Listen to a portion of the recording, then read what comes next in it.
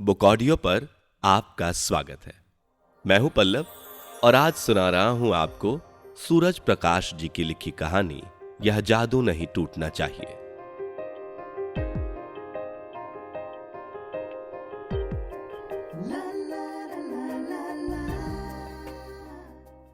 अभी केबिन में आकर बैठा ही हूं कि मेरे निजी फोन की घंटी बजी।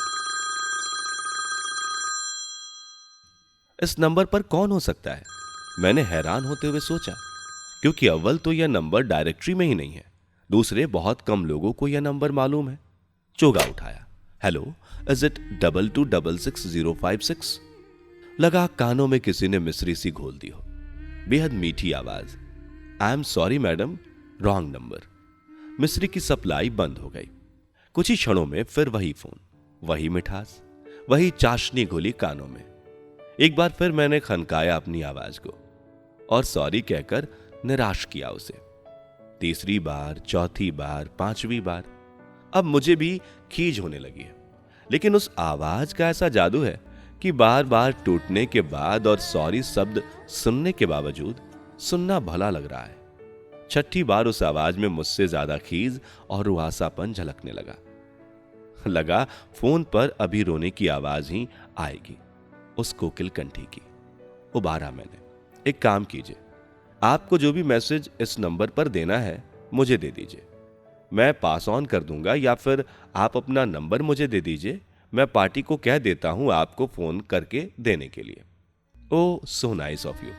क्या करो, बार बार आप ही का नंबर मिल जाता है। प्लीज आप ही जरा इस नंबर पर सिस्टर नवल से कह दीजिए कि वो बांद्रा फोन कर ले। उन्हें बांद्रा का पता है किसे फोन करना है। बाय द वे, आप किस नंबर से बोल रहे हैं? आवाज में वही खुमारी लौट आई है। मैं अनजाने ही अपने प्राइवेट फोन का नंबर बोल गया। थोड़ी देर सन्नाटा छाया रहा, फिर पूछा गया, करेंगे ना यह कष्ट? ओ श्योर, मैंने आश्वस्त किया। फोन डिस्कनेक्ट होते ही मैंने ऑपरेटर से दिए गए नंबर पर मैसेज देने के लिए कह दिया। थोड़ी देर में ऑपरेटर ने कंफर्म कर दिया, मैसेज दे दिया है। हालांकि वह सुरीली आवाज काफी देर तक कानों में गूंजती रही, लेकिन काम, व्यस्तता और केबिन में आने जाने वालों की गहमा गहमी में फोन की बात जल्दी ही दिमाग से उतर गई। तभी सेक्रेटरी ने इंटरकॉम पे बताया, 11 बजे के अपॉइंटमेंट वाली पार्टी आई हुई है, उन्हें अंदर भेजने के लिए कहा ही है कि वही मिस्री वाला फोन बजा। मुस्कुराया मैं। अब शायद रॉन्ग नंबर ना कहना पड़े। वही है। मेरी आवाज सुनते ही बोली, आपका बहुत बहुत शुक्रिया, मैं कब से परेशान हो रही थी, आपने बात करा दी। शायद वह कुछ और कहना चाहती है, शायद मैं भी कुछ और सुनना चाहता हूं, लेकिन विजिटर आकर बैठ चुके हैं। मैं उस कर्ण प्रिया से कहता हूं, इस समय थोड़ा व्यस्त हूं, क्या आप मुझे बाद में फोन कर लेंगी? यही कोई 3-4 बजे? नेवर माइंड के साथ लाइन कट गई है। अच्छा नहीं लगा, लेकिन स्थिति ही कुछ ऐसी है। 2:15 बजे वही फोन। मैं सिगार के कश लेता हुआ केबिन की हवा को बोझिल बना रहा हूं। हाँ कहिए, उस समय क्या कहना चाह रही थी आप? कुछ नहीं, सिर्फ एक अच्छे आदमी को धन्यवाद देना चाह रही थी। वह सचमुच बहुत मीठा बोलती है। इसका नाम तो मृदुबा होना चाहिए, सोचता हूं मैं। अच्छा आदमी? हम अच्छे आदमी कब से हो गए? मैं अनजान बन जाता हूं, उसकी सूरत की कल्पना करता हूं। आपने मेरे लिए इतना कष्ट किया, मैंने इतनी बार आपको बिना वजह डिस्टर्ब किया, लेकिन आप जरा भी नाराज नहीं हुए। कई लोग तो दूसरी बार भी वही नंबर मिलाने पर चिल्लाने लगते हैं, जैसे फोन पर ही हाथापाई शुरू कर देंगे। इतनी उजली आवाज को देर तक सुनना अच्छा लगता रहा, वह भी अपनी तारीफ में। बात जारी रखने में कोई हर्ज नहीं लगा। इसमें शुक्रिया की क्या बात? अगर आप भी मेरी जगह होती तो आप भी यही करती ना। आवाज से तो लगता है 30-32 की होगी। हां करती तो मैं भी यही, इसलिए तो आपको फोन किया। अच्छा लगा। एक बात कहूं, आप बुरा तो नहीं मानेंगी? मुझसे कहे बिना रहा नहीं गया। बुरा मानने लायक संबंध भी जोड़ लिया आपने। भाई वाह। वह खिलखिलाई। लगा सच्चे मोतियों की माला का धागा टूट गया हो और सारे मोती साफ सुथरे फर्श पर प्यारी सी आवाज करते बिखर गए हों। आपकी आवाज में गजब का मिठास है। फाइलें निपटाते निपटाते मैंने कहा, सोचा कहीं जानती तो नहीं मुझे, यूं ही गलत नंबर का बहाना बनाकर मुझे ही फोन कर रही हो। और अब तो यूं कहिए ना, मेरी आवाज फिर सुनने की इच्छा रखते हैं। उसने तरेरा, अरे नहीं, मेरा मतलब यह कतई नहीं था। मैं सकपकाया। सचमुच तारीफ करने लायक आपकी आवाज है। मैंने मन की बात कही थी। चाहने तो मैं भी लगा हूं यह आवाज सुनता रहूं। अच्छी बात है, मान लेते हैं। Thanks once again. संगीत की लहरियां बज उठी। देर तक चोगा हाथ में पकड़े सोचता रह गया। अरसे बाद कुछ गुनगुनाने का मन हुआ, लेकिन फोन अभी डिस्कनेक्ट नहीं किया गया था। मैंने ही सिलसिला आगे बढ़ाया। जान सकता हूं किससे बात कर रहा हूं? नहीं। ओस की एक बूंद झप से झरी शांत जल में। कोई काम करने के पीछे तो वजह हो सकती है, ना करने के पीछे कैसी वजह? आवाज में शरारत है। लगा फुर्सत में है, और मुझे भी फुर्सत में मानकर चल रही है। कई काम मेरा इंतजार कर रहे हैं, दूसरे फोन घनघना रहे हैं। मैं इसी फोन को थामे बैठा हूं। क्या सोच रहे हैं आप? यह तो पीछे ही पड़ गई। लीजिए, बंद कर रही हूं। और उसने फोन रख दिया। बहुत अरसे बाद, बरसों बाद किसी ने, वह भी अपरिचित ने, सहज और कहीं से जोड़ती सी बात की है। सारा दिन यस सर सुनने के आदि कान यह सब कुछ कब का भूल चुके हैं। संबोधन से परे भी बात की जा सकती है। यह आज ही महसूस हो रहा है। आवाज का रिश्ता अच्छा लगा। फिर से कल्पना करने लगा, कौन होगी, कैसी होगी, किस उम्र की होगी, क्या करती होगी। अपनी इस फालतू की उत्सुकता पर हंसी भी आई और मजा भी। जमे रहो श्रीमान सोमेंद्रनाथ, प्रतीक्षा करो, वह फिर आवाज देगी। अगले 3 दिन उस आवाज ने दस्तक नहीं दी। हो सकता है दी भी हो और मैं मीटिंग वगैरह में बाहर हूं। बहरहाल इस ओर ज्यादा सोचने की फुर्सत भी नहीं मिली। खुद से ही पूछता हूं, क्यों इंतजार कर रहा हूं उसके फोन का? मुझे उसकी आवाज ने बांध लिया है। जरूरी थोड़ी है उसे भी मेरी आवाज, बातचीत अच्छी लगी हो, जैसे उसे कोई और काम ही ना हो एक अनजान आदमी से बात करने के सिवा। हमारा परिचय ही कहां है? एक दूसरे का नाम भी तो नहीं जानते, देखा तक नहीं है, सिर्फ आवाज का पुल। कई तरह के तर्क देकर उसके ख्याल को भुलाने की कोशिश करता हूं, फिर भी हल्की सी उम्मीद जगाए रहता हूं, वह फिर फोन करेगी। चौथे दिन सुबह ही वह फोन बजा। मेरी सांस एकदम तेज हो गई। फोन तो वह पिछले 4 दिन से बीच बीच में बजता ही रहा है। उठाया भी हर बार मैंने ही है। बीच में 2-1 बार उसकी आवाज की उम्मीद भी की है, लेकिन हर बार बिजनेस कॉल ही आए। अब लग रहा है वही होगी। थोड़ी देर बजने दिया, फिर आवाज को बेहद संतुलित करते हुए बोला, हेलो, कैसे हैं? पूछा गया। कैसे पता चला मैं बोल रहा हूं? पूछ बैठा। अगर आप सिर्फ हूं ही कहते तब भी मुझे पता चल जाता। उसकी आवाज में निश्चिंतता है। आवाजों की बहुत पहचान है आपको? मैंने परखा। आवाज की नहीं, आपकी आवाज की हो गई है। वह आश्वस्त है। कैसे? मैंने कुरेदा। Voice of a nice man. पूछना तो यह चाहता हूं कि 4 दिन कहां रहे, लेकिन बात को आगे बढ़ते देख सब्र किए हूं। कोई जरूरी है हर बात के लिए सर्टिफिकेट दिया जाए? उसने निरुत्तर कर दिया। उसका फोन नंबर पूछने की इच्छा हो रही है, लेकिन फिर कोई भारी बात कह दी तो? मैंने परसों भी फोन किया था, किसी ने उठाया नहीं। ओह, तो ये बात है। मैंने अपनी खुशी दबाई। हाँ, शायद मैं कहीं बाहर होऊंगा सेल्स के सिलसिले में। मैंने एक जवान सा झूठ बोला। क्या बेचते हैं आप? कछुआ छाप, मच्छर अगरबत्ती? हंसी का तेज फव्वारा भीतर तक भिगो गया। अरे नहीं, दरअसल मैं हकलाया।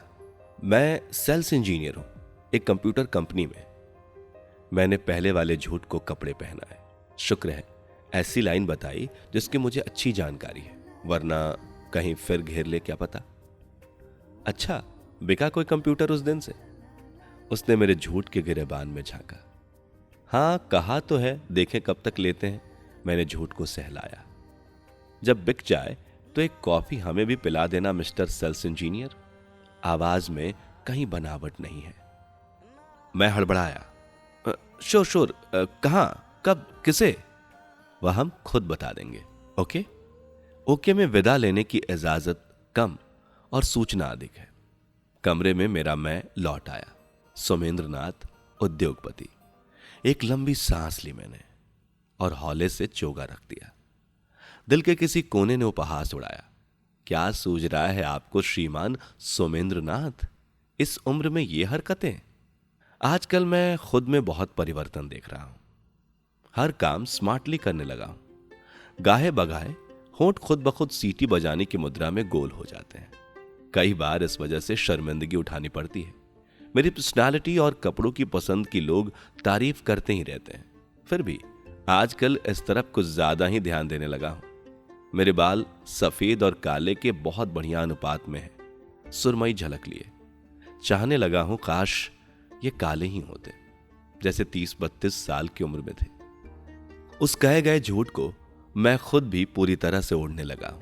युवा, स्मार्ट और सेल्स इंजीनियर जो बन गया हूं, खुद को झूठी तसल्ली भी देने लगा हूं। मैं कुछ गलत थोड़ी कर रहा हूं।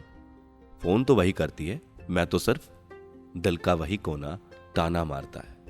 फिर ये युवा बनने का नाटक क्यों? साफ साफ क्यों नहीं कह देते, बहुत व्यस्त आदमी हूं, मेरे पास इन चुचलों के लिए फुर्सत नहीं है।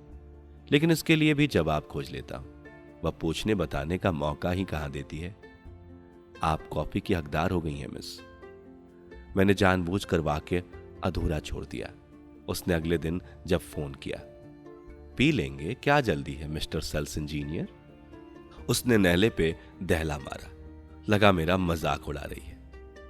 देखिए, मैंने नाराज होने का नाटक किया। मेरा नाम सेल्स इंजीनियर नहीं है, मेरा नाम।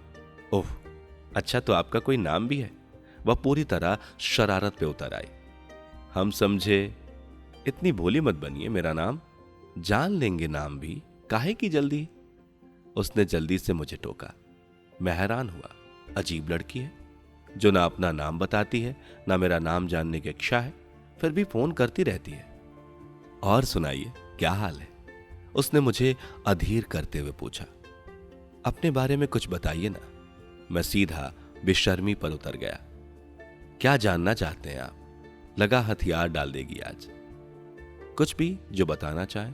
मैं उदार हो गया। नाम में क्या रखा है? उम्र? महिलाओं से उम्र नहीं पूछी जाती। वजन 72 किलो, कद 5 फुट 9 इंच। Phone number? उसकी आपको क्या जरूरत? चाहो तो सारा दिन फोन लगाए रखूं आपका। और कुछ पूछना है? उसने शातिर खिलाड़ी की तरह पत्ते दिखाए। नहीं, इतना ही काफी है, शुक्रिया। मैंने हार मान ली। फोन रखने के लिए इस बार मैंने पूछा। मुझे नहीं रखनी ऐसी फोनो फ्रेंड जो हर बार खुलने के नाम पर रहस्य का एक और आवरण ओढ़ ले।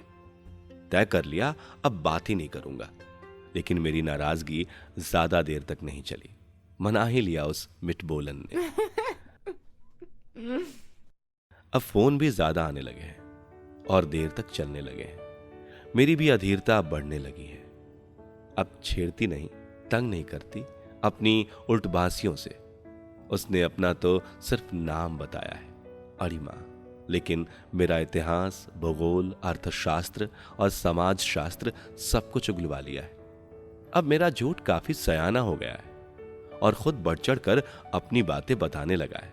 32 वर्षीय सोम, जिसे 4,000 रुपए वेतन मिलता है, एक सरदारनी के यहाँ पेइंग गेस्ट रहता है। सरदारनी काफी ख्याल रखती है। माँ बाप दूर एक कस्बे में रहते हैं और हर महीने मनी ऑर्डर का इंतजार करते हैं।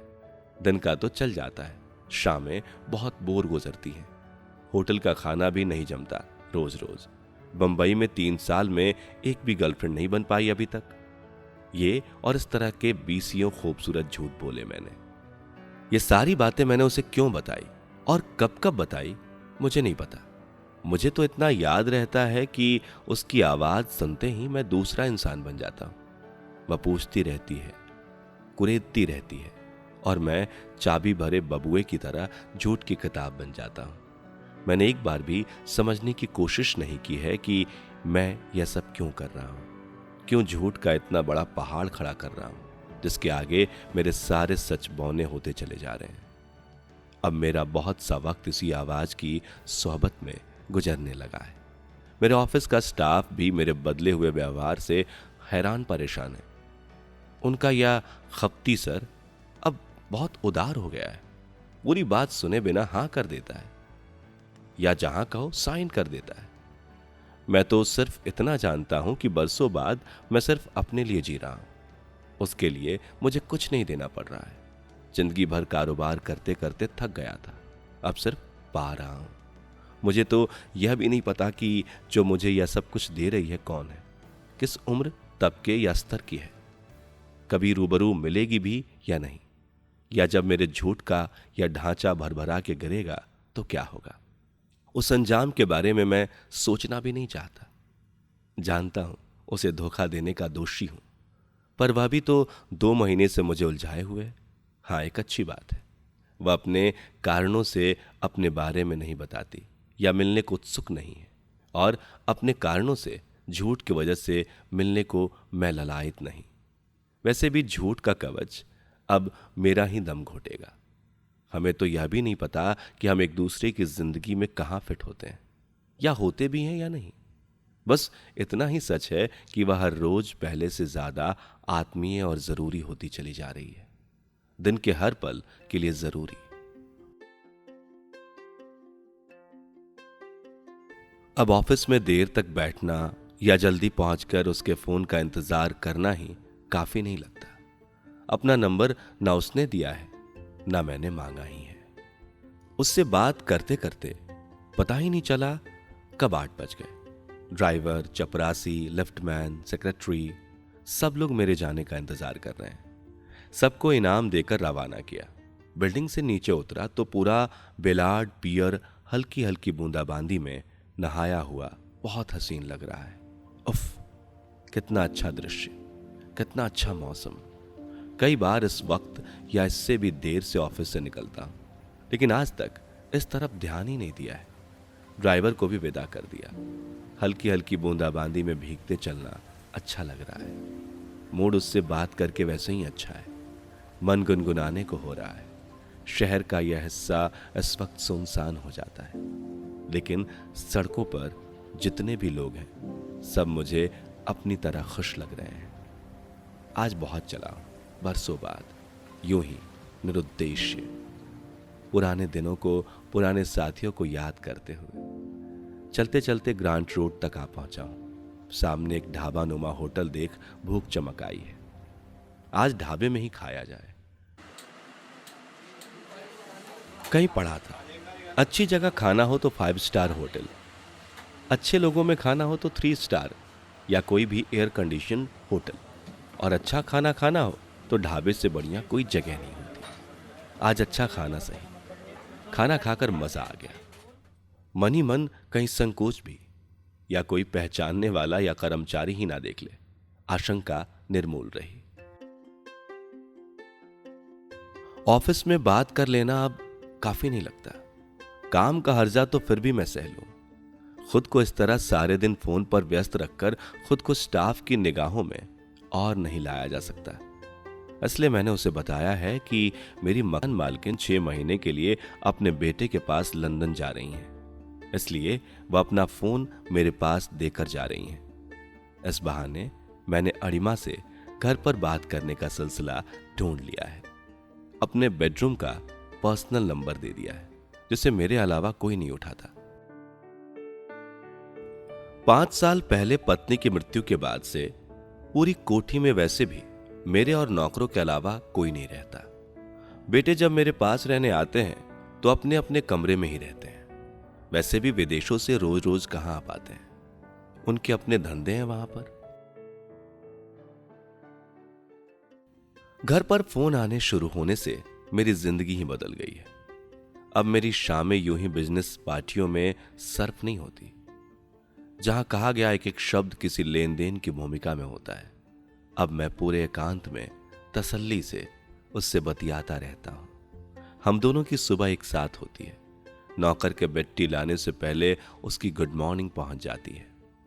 अब बेडरूम में अधलेटे कुछ पढ़ते हुए उसके फोन का इंतजार करना, फिर उससे बात करना बहुत भला लगता है। मैंने उसे ऑफिस में फोन करने से अब मना कर दिया है। इससे एक बात तो तय हो गई है, वह टेलीफोन ऑपरेटर नहीं है। उसके खुद के कमरे में टेलीफोन है, और उसे कोई ज्यादा डिस्टर्ब नहीं करता। कई बार लाइन बीच में छोड़कर वो गायब हो जाती है, काफी देर के लिए। कई बार उसके घर बार की कल्पना करता हूं। हो सकता है किसी खाते पीते घर की लड़की हो जो शादी का इंतजार कर रही हो। लेकिन उस उम्र की लड़कियों के तो अजीब अजीब से शौक होते हैं, मसलन घूमना फिरना, बॉयफ्रेंड्स वगैरह। वह तो ऐसी नहीं लगती। यह भी हो सकता है कि टूर पर रहने वाले या बिजी रहने वाले किसी बड़े अफसर या मेरी तरह के उद्योगपति की बीवी हो, जिसने वक्त गुजारने का जरिया ढूंढ लिया हो, इसलिए शायद फोन नंबर नहीं बताती। लेकिन वह जिंदगी से ऊबी हुई तो नहीं लगती। बातचीत से तो यही लगता है जिंदगी जीने वाली, मैच्योर और सोफिस्टिकेटेड लेडी है। एक दिन पूछा था उससे, क्यों फोन करती हो रोज मुझे? ठीक है, नहीं करेंगे। वह गंभीर हो गई। अरे नहीं, यह गजब मत करना वरना। मैं घिर गया था। वरना क्या? वह वैसी ही सीरियस थी। अरिमा, शायद मैं कह नहीं पाऊंगा, लेकिन जिंदगी में मुझे इतना अपनापन किसी ने नहीं दिया है। यह मैंने सोमेंद्र नाथ का सच बोला। तुम्हारा वहम है। आवाज के रिश्ते से भला कैसा अपनापन दे दिया है मैंने?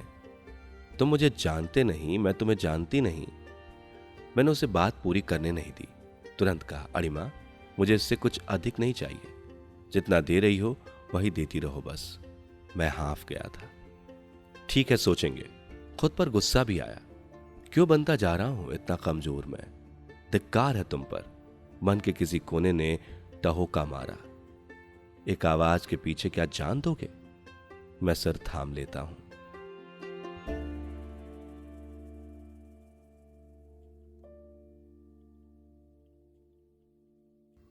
उस दिन इतवार था। कहीं जाना था मुझे। तैयार हो रहा था कि बहुत पुराने दिनों की बातें याद आने लगी। माता पिता, भाई, इकलौती बहन, बड़ा हवेली नुमा घर, नौकर चाकरों की फौज, मोटर गाड़ियों में घूमना। लंबे चौड़े कारोबार के बीच पिता से हमारी मुलाकातें हो ही नहीं पाती थीं। लेकिन जब भी वे हमारे लिए वक्त निकालते, हमारे लिए सबसे खुशी का दिन होता। उस दिन पढ़ाई से छुट्टी रहती। पढ़ाई से उसकी याद आई, अपने पहले प्यार की। पहली बार प्यार मैंने अपने ट्यूटर से किया था। अब सोचकर भी हंसी आती है। पता नहीं वो प्यार था भी या नहीं। मैं 9वीं में था और वह बीएससी कर रही थी। शायद छवि नाम था उसका। बहुत अच्छी लगती थी मुझे। गहरा संवलाया रंग। वह पढ़ाती रहती और मैं एकटक उसका चेहरा निहारता रहता। एक बार उसे जबरदस्ती चूम लिया था मैंने। उसका चेहरा एकदम फक पड़ गया था। बिना कुछ कहे तेजी से चली गई। अगले 3-4 दिन तक पढ़ाने नहीं आई। मुझे बहुत ग्लानि हुई थी, लेकिन कह नहीं पाया था। वह फिर से आने लगी। निश्चय ही पैसों की जरूरत उसे वापस ले आई थी। मैं फिर शरीफ तो हो गया, लेकिन उससे आंखें मिलाकर माफी न मांग पाया था। किसी तरह चुप चुप पढ़ पढ़ाकर सेशन पूरा किया था हमने। फिर कई आए जिंदगी में, कोई हिसाब नहीं। कुछ अच्छी लगी भी होंगी तब, लेकिन अब 50 पार कर जाने पर वह सब कुछ बचकाना लगता है। तैयार होकर निकलने ही वाला था कि फोन की घंटी बजी। कोयल कूकी। मैं बतियाने बैठ गया। बताने लगी रात भर सो नहीं पाई है। कारण बताया, कई दिनों से आयरन रेड का उपन्यास फाउंटेन हेड पढ़ रही थी। कल रात पूरा किया। बाप रे, इतने स्ट्रॉन्ग कैरेक्टर्स, विश्वास ही नहीं होता। पहले तो उस उपन्यास को बीच में अधूरा छोड़ नहीं पाई, और अब पूरा कर लिया तो रात भर की नींद गई। एक तो उसके सभी पात्र इतने उदात्त, लार्जर देन लाइफ हैं कि सहज ही स्वीकार नहीं होते, या फिर उनमें ईगो के टकराव। समझ में नहीं आता किसका पक्ष सही है। गले में फांस सी अटकती महसूस होती है। उपन्यास देखा मैंने भी, लेकिन पढ़ने का वक्त नहीं निकाल सका था। बातें घूमते घूमते साहित्य पर आ गईं। ट्रैक बदलते रहे, लेकिन बातों का अनवरत सिलसिला जारी रहा। मैंने बाहर जाना स्थगित कर दिया और कपड़े बदल डाले। शॉर्ट्स और टी-शर्ट पहन लिए। कॉर्डलेस हाथ में लिया और किचन में आया। खुद के लिए कॉफी बनाने लगा। शायद 20-22 बरस बाद अपने लिए कॉफी बना रहा था। खटपट सुनकर बोली, क्या कर रहे हो? जब बताया कि कॉफी बना रहा हूं तो घुड़क दिया, तुम अकेले क्यों पियोगे कॉफी? तुम तब तक पंडित भीमसेन जोशी का नया एलपी सुनो, मैं भी खुद के लिए कॉफी बनाती हूं। और उसने अपना चोगा रिकॉर्ड प्लेयर चलाकर उस पर रख दिया। उस दिन मैंने सारे नौकरों को भारी इनाम देकर शाम तक की छुट्टी दे दी और पूरी फुर्सत से फोन पर बात करने में जुट गया। हमने शाम के 7 बजे तक यानी लगातार 10 घंटे तक बातें की, अपनी, उसकी, दुनिया जहान की। इस दौरान उसने मुझे 10 खूबसूरत नज़में सुनाई। आयन रेड ने अपनी दूसरी किताब एटलस श्रग्ड में मनी की परिभाषा कैसे की है वे पूरे 24 पृष्ठ पढ़कर सुनाए। 10 कप कॉफी पीते हुए, सैंडविच कुतरते हुए, बियर के लंबे घूंट भरते हुए, अपनी अपनी जिंदगी के भूले बिसरे पन्ने पलटते हुए, डायरियों में बरसों पहले लिखी गई बातें सुनते सुनाते। उस 10 घंटे में हमने एक पूरा युग जी लिया। मैंने खुद की जिंदगी की किताब सेल्स इंजीनियर सोम की जिंदगी की किताब बनाकर फोन पर खोल दी। मैं एक सच को झूठ और दूसरे झूठ को सच बनाकर एक एक पल भरपूर जीवन जीता रहा। उस दौरान हाथ में कॉर्डलेस लिए पूरे बंगले में घूमता रहा। बंगले की एक एक चीज को जो मेरी तो थी लेकिन जिसे मैं पहचानता नहीं था, छू छू कर उससे अपना रिश्ता कायम करता रहा। अलग अलग वक्त पर दुनिया भर के शहरों से खरीदी अपनी चीजों, किताबों को सहलाकर, झाड़ पोंछ कर फिर से सजाता रहा। फोन करते करते मैंने बाथिंग टब में काफी वक्त गुजारा। उस दौरान मैंने एक पूरी जिंदगी का एहसास पाया। उसकी आवाज मेरे लिए सिर्फ आवाज नहीं थी, एक जीवन मंत्र की तरह कानों में उतर रही थी।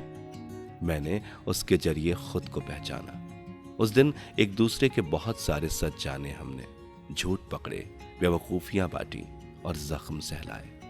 हमने एक दूसरे के जीवन की बहुत सी खट्टी मीठी बातें, यादें, अनुभव एक दूसरे की डायरियों में दर्ज की गई तब, लेकिन फिर भी उसने अपनी पहचान नहीं बताई थी। मुझे भी कोई उत्सुकता नहीं थी, लेकिन उसकी बातों के जरिए, आवाज के पुल के जरिए मैं अपने से अलग अपरिचित किसी अपने के जीवन में उतर गया था। वह मेरे जीवन में बरसों से पसरे अकेलेपन को बुहार गई थी। नए सिरे से जीवन जीने के लिए मेरा घर बार अपनी आभा से आलोकित कर गई थी। बिना मेरे सामने आए, मेरे पोर पोर में अपनी मौजूदगी का एहसास छोड़ते हुए। उस दिन मुझे पता चला था कि पिछले कई वर्ष मैंने खुद के लिए नहीं जिए थे, एक व्यवसायी ने दूसरे के लिए जिए थे। अब वह मेरा, सोम का सारा शेड्यूल जानती थी। क्या खाता पहनता हूं से लेकर क्या पढ़ा से कितना बचाया तक, घर पैसे भेजे या नहीं और पैसे पहुंचने की खबर आई या नहीं तक की डायरी उसके पास है आजकल। मैंने अब तक उस पर अपना राज जाहिर नहीं किया है। एक नन्हा सा झूठ फैलते फैलते अब इतना विराट हो गया है कि मेरा वजूद किसी भी वक्त उसके नीचे कुचला जा सकता है। डर लगता है उस भयावह स्थिति की कल्पना करके। सब कुछ उसे बताकर उसे खोना नहीं चाहता। वह जो भी हो, जिस भी उम्र की हो, उसने कम से कम मेरी तरह झूठ तो नहीं बोले हैं, सिर्फ मौन ही तो रही है अपने बारे में। अब मेरे लिए निहायत जरूरी हो गया कि इस सिलसिले को जारी रखूं। मुझे अभी उसका फोन नंबर नहीं पता, हालांकि जानना चाहता भी नहीं, लेकिन यह सिलसिला अगर उसी ने बंद कर दिया तो? हर सुबह मेरी खिड़की के बाहर खिलने वाला गुलाब किसी दिन नहीं खिला तो?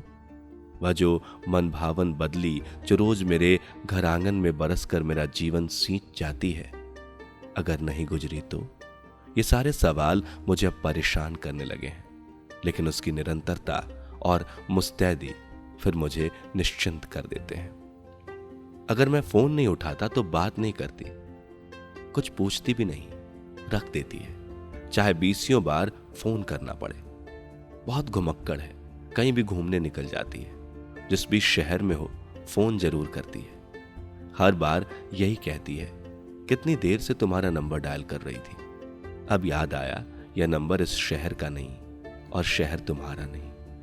मैं हर बार पहले से ज्यादा खुशनसीब आदमी बन जाता हूं। मैंने भी अपने दौरे कम कर दिए हैं। कहीं जाता हूं तो उसे पहले से बता देता हूं, लेकिन दूसरे शहरों के नंबर नहीं देता। उसके फोन के बिना गुजरने वाले दिन वाकई बहुत लंबे और उबाऊ होते हैं। तुरंत लौट पड़ता हूं। जन्मदिन था कल उसका। मुझे पहले से पता नहीं था। पता होता भी तो उस तक अपनी शुभकामनाएं पहुंचाने का कोई जरिया नहीं है मेरे पास। कुछ ऐसा संयोग रहा कि ना घर पर मिला मैं, ना ऑफिस में। रात 8 बजे ही बात हो पाई। खुद ही बताया, आज मेरा जन्मदिन है। मुझे बहुत गुस्सा आया। पहले नहीं बता सकती थी? उसी ने तब बताया, आपके विश के इंतजार में कब से कुछ खाया नहीं है। सर पीटने का मन हुआ। उसे विश किया, कुछ खा लेने के लिए कहा। मैंने बहुत कोशिश की, मुझे एक मौका तो दे दे कुछ देने का। नहीं मिलना चाहती, ना मिले। किसी बड़े स्टोर में मैं उसके लिए गिफ्ट पैक करवा के रख देता हूं, किसी को भेजकर मंगवा ले। लेकिन जिद्दी बिल्कुल नहीं मानी। देर रात तक उसके ख्याल परेशान करते रहे। खुद के लिए भी अच्छा लगा, कोई तो है जो इतना मान देता है। उस शख्स के लिए भी रश्क हुआ जिसे उसका भरपूर प्यार मिलता होगा या मिलेगा। दुनिया का सबसे खुशकिस्मत आदमी।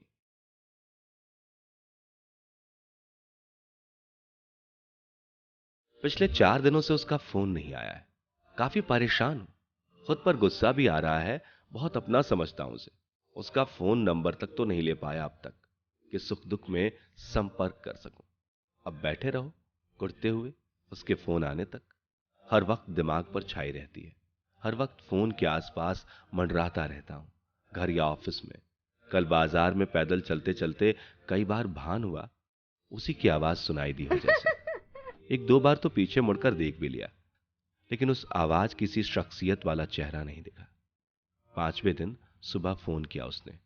थकी हुई आवाज, कहां से बोल रही हो तुम? ठीक तो हो इतने दिन? उसने बात पूरी नहीं करने दी। मुझे कुछ नहीं हुआ है, अचानक गांव चली गई थी अपने। वहां फोन तो क्या, बिजली तक नहीं है। तुम सुनाओ। क्या सुनाता मैं? चुप ही रह गया। उस दिन हमने शब्दों के जरिए कम और शब्दों के बीच के मौन के माध्यम से ज्यादा बातें की। एक दूसरे को पूरी शिद्दत के साथ महसूस किया, जैसे हम आमने सामने बैठे हों, अंधेरे में एक दूसरे की सांसों की गर्मी को महसूस करते हुए।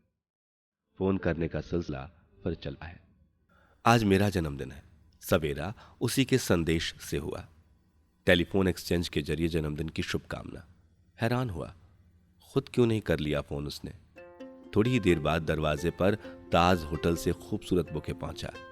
उसकी तरफ से देरी के लिए एक क्षमा याचना के साथ कि कल ऑर्डर देते समय मैडम ने खाली नाम और फोन नंबर बताया था। नंबर टेलीफोन डायरेक्टरी में ना होने के कारण एक्सचेंज की स्ट्रीट सर्विस से खासी दिक्कत के बाद पता मिल गया। ऑफिस पहुंचा तो वहां भी पीछा नहीं छोड़ा मैडम ने। बंबई की सबसे बड़ी फैशन शॉप अकबर अलीज से फोन आया कि आपके लिए गिफ्ट है, किसी को भेजकर मंगवा लो या अपना पता दे दो, वे भिजवाने की व्यवस्था कर देंगे।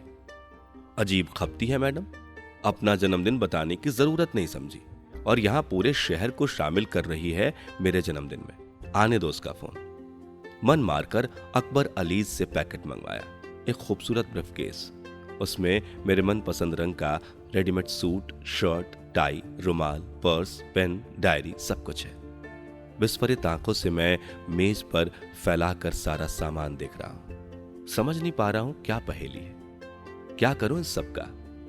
कहां है पदरिया दिल खम्बख्त? आने दो उसका फोन। क्या समझती है खुद को, देखूं मैं भी। दिन भर उसका फोन नहीं आया। अमेरिका और ऑस्ट्रेलिया से बेटों के फोन आए। दुनिया भर में फैले रिश्तेदारों, दोस्तों, बिजनेस पार्टियों के फोन, कार्ड, गिफ्ट आए। पूरे ऑफिस ने विश किया, गिफ्ट दिए। पर वह सारा दिन ढंग से कुछ खाया ना गया। गुस्सा होने के बावजूद उसके फोन का इंतजार करता रहा। नहीं आया। कई निमंत्रण थे, लंच के, डिनर के, कहीं नहीं गया। सीधे घर आकर बेडरूम में लेट गया। तकिए में सिर दिए करवट बदलता रहा। कौन सा बदला ले रही है मुझसे? क्यों नहीं फोन करती है या सामने आती? 33-35 सालों के बाद अचानक मेरी रुलाई फूट पड़ी। छी, एक आवाज से इतना मुंह। मैंने खुद को समझाना चाहा। क्यों बना हूं कठपुतली उस आवाज का? क्यों नहीं उठा देता पर्दा अपने झूठ पर से और मुक्त हो जाता? उस पर भी गुस्सा आता रहा। आखिर चाहती क्या है मुझसे? क्या मैं छोटा बच्चा हूं जो हर बार मैं ही मनाया जाऊं? सोच सोच कर सर फटा जा रहा है। कभी वह मेरे जीवन को फिर से जीवंतता से सराबोर कर देने वाली चांदनी लगती है, तो कभी एक छलावा और मायावी लगने लगती है। हर पल छल रही हो जो मुझे। अभी आंख लगी ही थी कि फोन बजा। वक्त देखा, रात के 2 बजे। इस वक्त कौन हो सकता है? फोन उठाया। इधर से कोई आवाज नहीं। काफी देर तक हेलो हेलो कहने के बाद भी आवाज नहीं, ना ही फोन डिस्कनेक्ट किया गया। फोन रखने ही वाला था कि वह बोली, नर्सिंग होम से बोल रही हूं, कल रात कार एक्सीडेंट हो गया था। ओह, इससे आगे मैं कुछ कह पाता पहले ही वह बोली, नहीं घबराने की कोई बात नहीं, अभी मरूंगी नहीं, अभी थोड़ी देर पहले ही होश आया है। मैं कहां, कैसे, कब जैसे 20 सवाल एक साथ पूछना चाहता हूं, लेकिन शब्द नहीं सूझ रहे, हाथ कांप रहे हैं। By the way, happy birthday. वह शायद दर्द से छटपटा रही है, पीछे होंठ की आवाज पकड़ पा रहा हूं मैं। क्या कहूं उसे? मौत से जूझ रही होगी, फिर भी पूछ रही है, बर्थडे केक में मेरा हिस्सा रखा है ना? पूछना चाहता भी बहुत कुछ, परंतु मौका नहीं है। तुरंत उसे अपनी कसम देता हूं, नर्सिंग होम का पता देने के लिए। उसने बिना किसी हील हुज्जत के पता बता दिया है। हौले से गुड नाइट कहकर फोन उसने रख दिया है। रात भर सो नहीं पाया।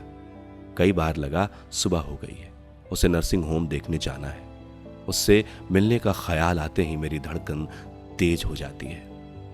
मिल भी रहे हैं तो किस हालत में, कैसे मिलूंगा, क्या कहकर अपना असली परिचय दूंगा? जानता भी तो नहीं वह कौन है। दुर्घटना कितनी गंभीर थी, कहीं ज्यादा चोट ना लगी हो। सारी रात जागे अजागे में बीती। सुबह ही नर्सिंग होम के लिए निकलता हूं। एक तरफ उसकी कुशलता की चिंता है और दूसरी तरफ अपना झूठ पकड़े जाने की दुखदुकी। मन पसोपेश में है। नर्सिंग होम के गेट पर गाड़ी रोककर खुद से पूछता हूं, तो इस मुलाकात के बाद किसका मोहभंग पहले होगा? उसका, जो मुझे नहीं सोम को जानती है, मेरा गढ़ा हुआ एक काल्पनिक चरित्र जो मैं नहीं हूं, या मेरा जो खाली उसका नाम जानता है और कुछ नहीं? नहीं, मुझे उसे इस हालत में तो जरूर ही मिलना चाहिए। गाड़ी पार्क करके रिसेप्शन तक आता हूं, फिर सोचता हूं उसकी आवाज के बिना रह नहीं सकता। लौटने लगता हूं। मन का कोई कोना ताना मारता है, डरपोक, अपने स्वार्थ के लिए उसे देखने तक नहीं जाओगे क्या? इसलिए नर्सिंग होम का पता मांगा था। फिर लौट पड़ता हूं, सीढ़ियां चढ़ना शुरू करता हूं। देख लो, अगर सब कुछ यहीं खत्म हो गया तो? उससे आगे नहीं सोच पाता कुछ भी। नहीं, उसकी आवाज के बिना नहीं रह सकता मैं। वह कोई भी हो, मेरे लिए निहायत जरूरी है। उसके ये जख्म तो भर जाएंगे, लेकिन मुलाकात के बाद दोनों के जख्म नहीं, यह जादू नहीं टूटना चाहिए। मैं सीढ़ियां उतरकर गाड़ी की तरफ बढ़ जाता हूं, फिर रुकता हूं और सामने फ्लोरिस्ट की दुकान में चला जाता हूं।